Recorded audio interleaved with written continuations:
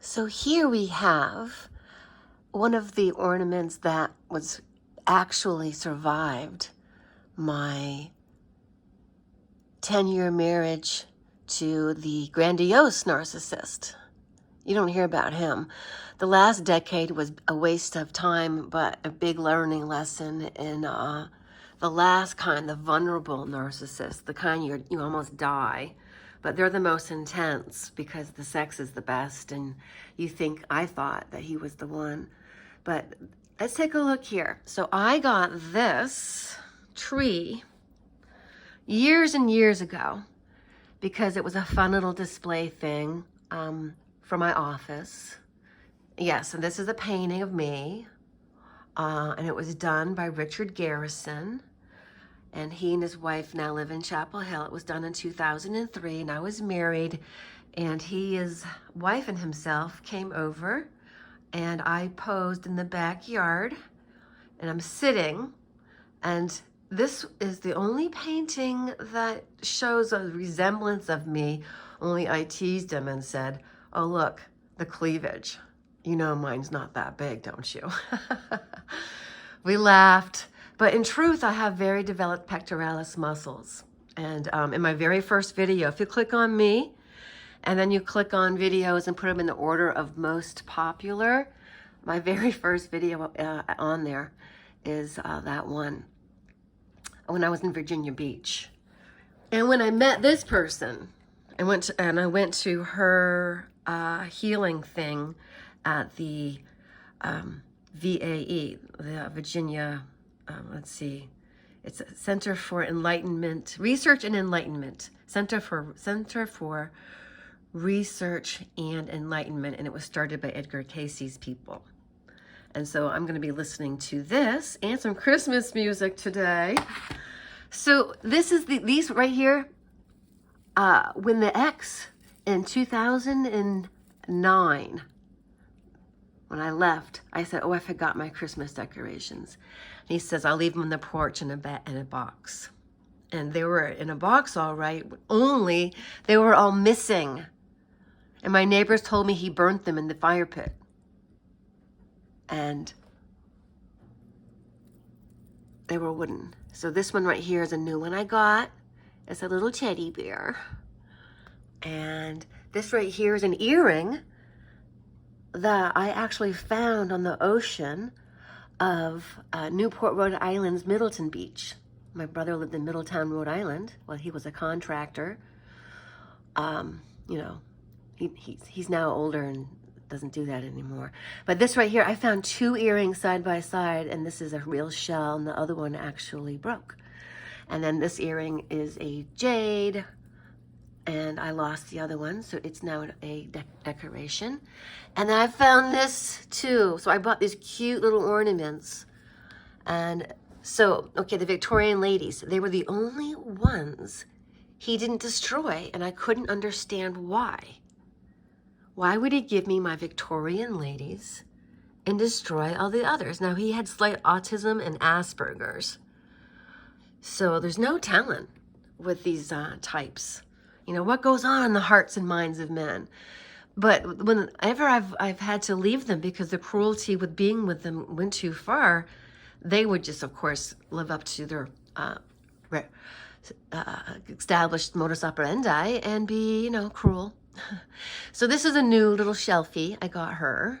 And so every holiday she gets a new makeover as far as a bouquet of flowers. So this is how I've nurtured myself over the years. And I realized that Christmas time, I've always loved it, but I had a mixed feeling about it.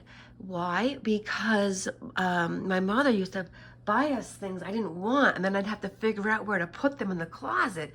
And then she'd say, "Beggars can't be choosers, and we give you so much, you need to be grateful." And I did not want stuff. I like, stop giving me stuff. The only things I liked from her were my cross-country skis when I was older, my sled, that little circle saucer sled, and I really liked, oh gosh, I forgot what it was. I'll tell you when I can figure it out. So this right here came from when I had my Virginia store on Warwick Boulevard in Newport News, a customer gave me this, and his wife was deceased, and he used to come in and listen to me tell stories about my ex while I was with him, and he would enjoy laughing. And I said, no, it's really that bad.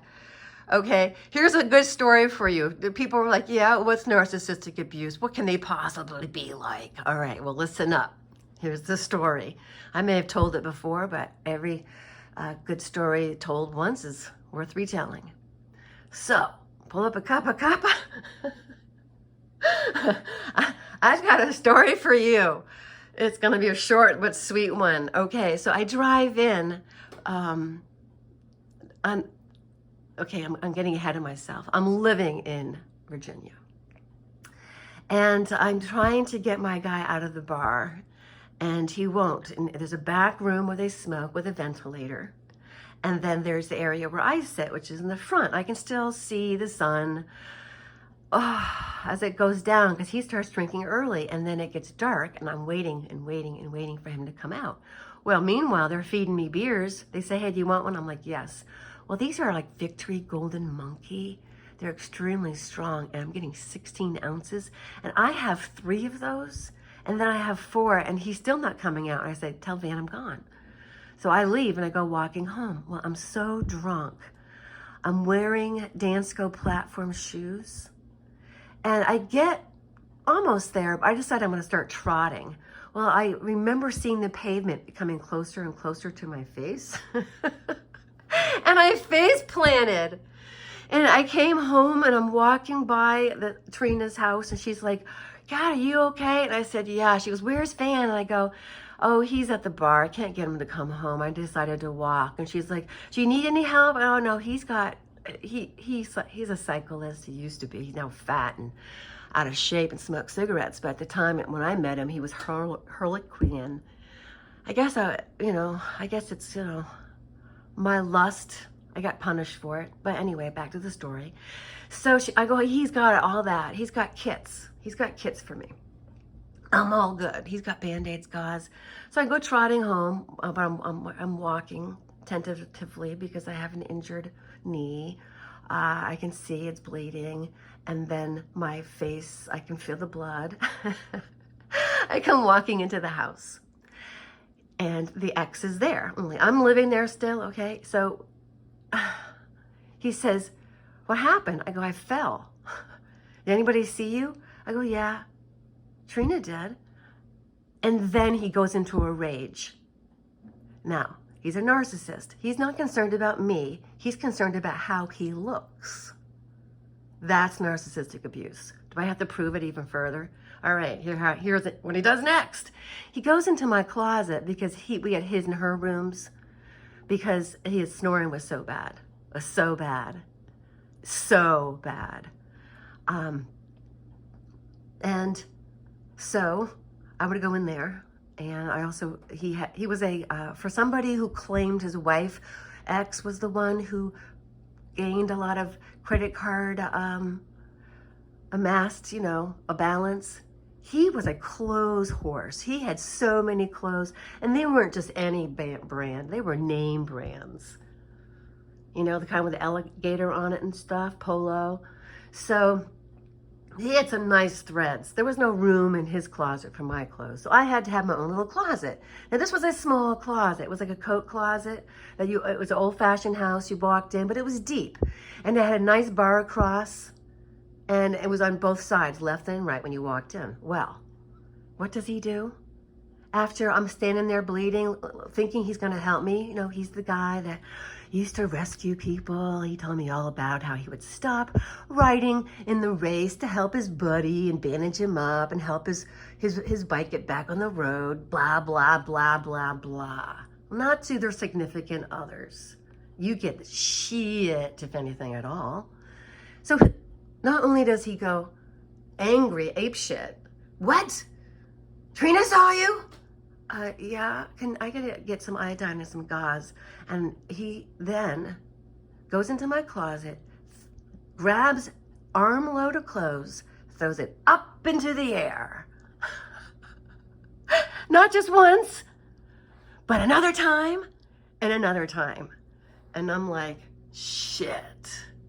And I go into the bathroom and I look at my forehead and I like, all right, no permanent damage.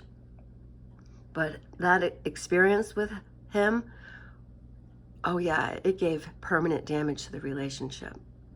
And I began plotting, just like I did here. Oh shit, why did I marry this person who, and this was a second husband with narcissistic abuse? He was mad that he married me and couldn't just have sex on the reg. And so we got married and he would not have sex with me for 2 months. Holding out sex, making you beg. So I didn't beg, I ended up having an affair.